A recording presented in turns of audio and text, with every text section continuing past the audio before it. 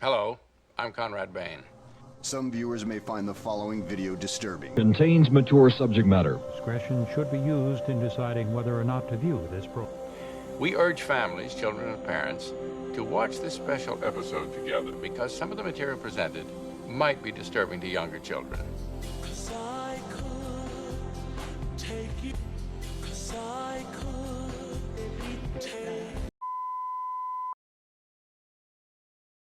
So today I want to take a quick moment or so to talk to you about something that I'm almost going to guarantee that you've never heard of. Something strange that's existed unnoticed on the outskirts of the internet for years, but you're going to learn about today.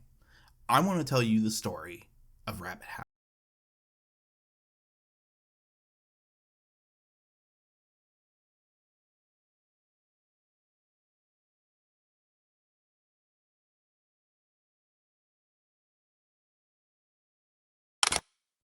Okay, now I'm sure you all have questions, perhaps several, but if you could, just bear with me for a moment because despite how this all looks, I think there's something fairly important here that's not really initially being seen, but admittedly, we might be getting ahead of ourselves here, so let's start this off just a little bit differently. Hold on, don't boo this nigga yet, hold on. Let me read the back.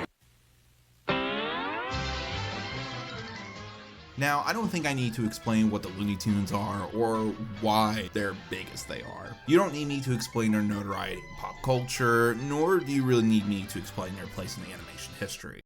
Did you ever have the feeling you're being watched? Look, out there in the audience. People! The many references in media, award wins and nominations, and the ungodly amount of revenue the series still brings in through merchandise alone to this very day will do more to explain its importance than I think I ever really could without beating a dead horse or going into unnecessary cliches. If you know a quote from Bugs Bunny, What's all the hubbub? you have an understanding of it. If you've seen Space Jam, you have a nostalgic connection to it. If you've seen Space Jam 2, then, well, you have my sympathy. Oh boy, here goes nothing. What up? It's Porky Pig. They call me P-double-L-G. Step to me, he don't want no trouble. For the internet, since 1935, I've been getting respect. This pig is rich, I'm super legit. But something I think I can sit here and explain that might surprise you is how much of an existential crisis this series went through in the 60s and 70s. Why, I'd be scared, see?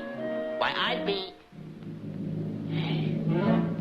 I am scared. I'm terrified. I'm panic-stricken. From the 1930s to the early 50s, the Looney Tunes franchise had a constant and beloved presence in movie theaters where they became part of the average movie-going experience, where before a feature film, theaters would typically package newsreels and cartoon shorts to create a more complete experience that would make the price of a ticket worth it and guarantee butts and seats. This is the ground where production companies like MGM, Fleischer Studios, and Disney became titans in the animation history and garnered worldwide admiration that made people aware of the groundbreaking medium of animation as a valid source of entertainment. And Warner Bros. Benefited in a huge way with the Looney Tunes and Merry Melody shorts with big numbers and awards and arguably made the company what it is today. But, and there's always a but somewhere in these success stories, there was a lot of readjustments the medium had to go through when the avenue of television reared its head in the homes of many households in the 50s. This change in avenue gave way to animation studios like Hanna-Barbera that could produce cartoons at a much cheaper price and a faster turnaround time with substantially better results. Suddenly it didn't really make sense for studios like Warner Bros. To continue producing theatrical cartoons for a lavish price tag, especially when audience attendance was starting to dwindle and theaters began moving away from their previous model. It just honestly made more sense to simply repackage the staggering amount of shorts already in their resources for television shows and cheaply make animated bumpers to tie everything together, thus bringing in more revenue through advertisement alone. Unfortunately, this would lead to the shutdown of Warner Bros. Animation and effectively end any plans for future Looney Tunes shorts. Now, of course, we know that Looney Tunes would become an ongoing brand that would continue to pump out new materials like movies, shows, and even other forms of media like video games and amusement park rides. Hell, it didn't even take long for Warner Brothers to try to briefly revitalize the Looney Tunes property to very, middling results, to say the very least. Claude, honey, I just want to tell you that listen. Is that all you ever think about? Carrots? We would never see the end of new adventures like Bugs Bunny, Daffy Duck, and Porky Pig, for better and for much, much worse. Asking me for pics. Nobody knows you when you walk the street. Call your last name rhythm and you're still off beat. From beginning to the end. Here's all the smoke, your squad. But at the time of the animation studio's shutdown, it really was believed that the Looney Tunes legacy would simply just be relegated to advertisements and syndication alone, and that we would never really see these characters in a new form ever again.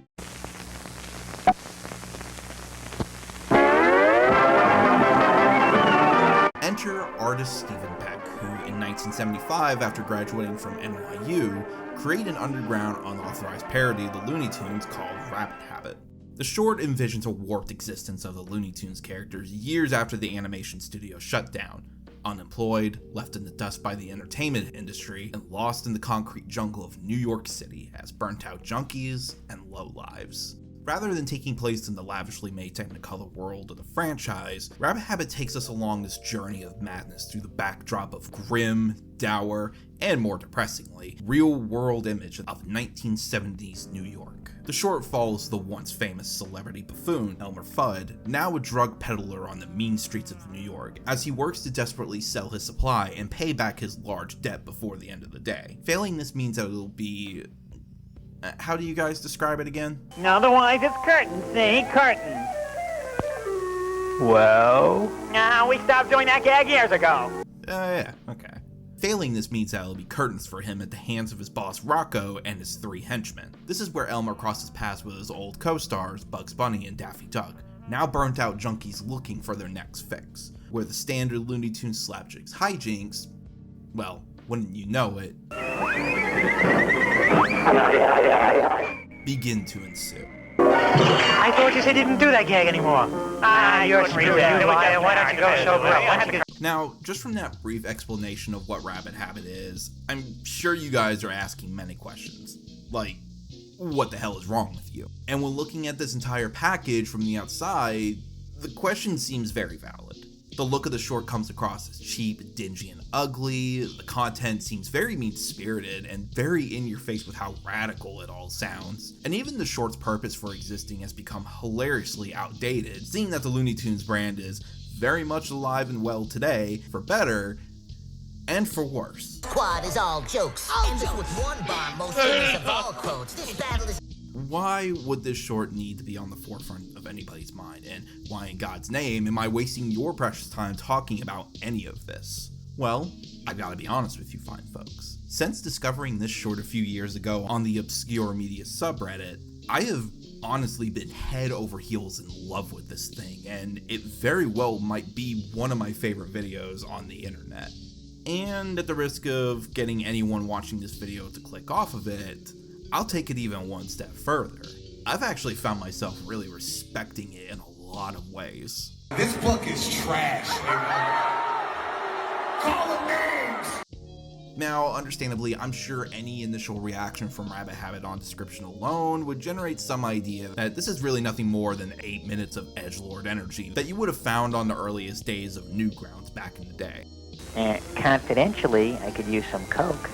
Coke? Gracious me, Bugs, you're really coming up in the world. Or, if you're a man of true taste, you could possibly even take this back further by comparing the look and feel of the short to the work of animator Ralph Bakshi and his films like Fritz the Cat or Heavy Traffic, which are all very much made for adults and riddled with not just sex, drugs, and violence, but heavy social commentary influenced by issues such as race, class, and authoritarian brutality. Hell, even the look of it is about the same, with the characters all being animated over real photo backgrounds. Basically, you'd think you know what you're getting with something like this, but on the contrary, when you watch Rabbit Habit, despite the contents of its package, you'll find something that's actually very much in line with what you'd expect from a standard Looney Tunes cartoon.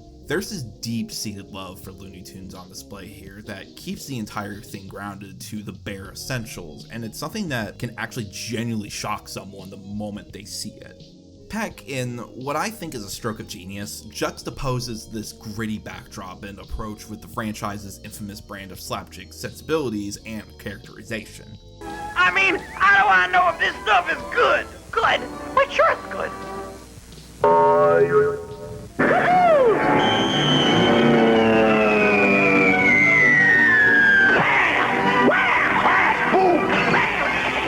The world is more real and dirty, but the characters, in keeping with the short's prompt, all abide by the cartoonish behavior that they were designed for by their artists and picked up from their years in the animated spotlight, and they never really stray from that. Just about anything you'd see Bugs or Daffy do here wouldn't be too different from what you'd see them do in the original shorts. Well, except of course, the obvious. That's the bunk all right. Wabbit twacks. I'm all strung out. If I don't get some bedding, I'm gonna sprout wings.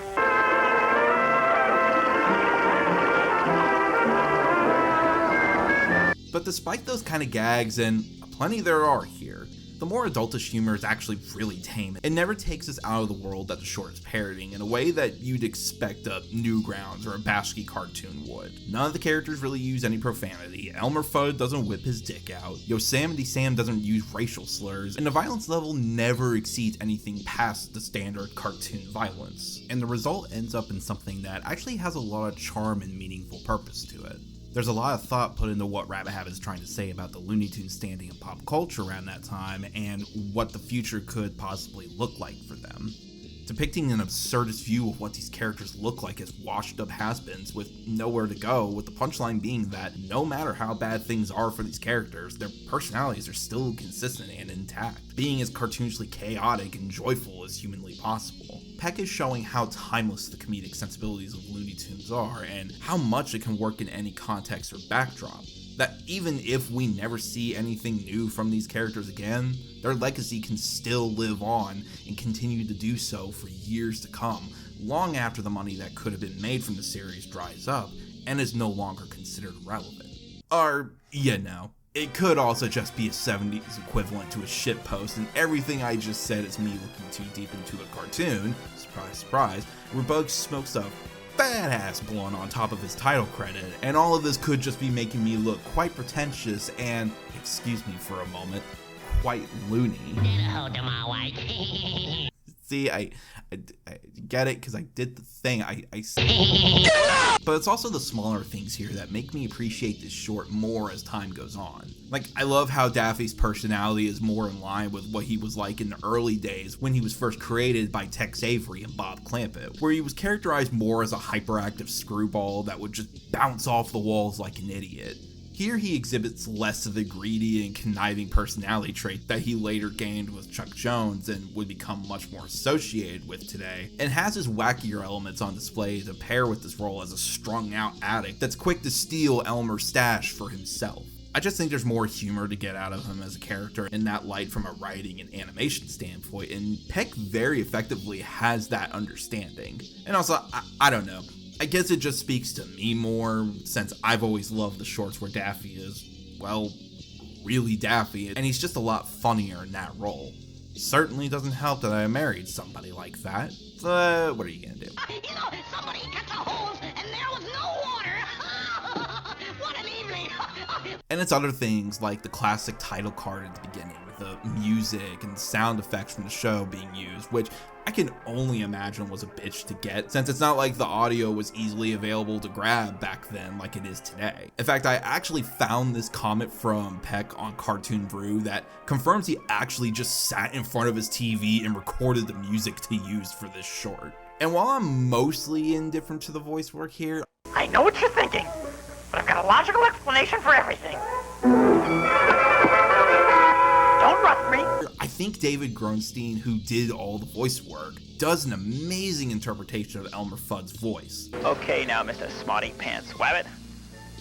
Are you scoring or do I blast you? His performance here as Elmer really carries a lot of the original voice actor Arthur Q. Bryan's cadence and makes a lot of the dialogue and jokes really pop. Yeah, but be very careful.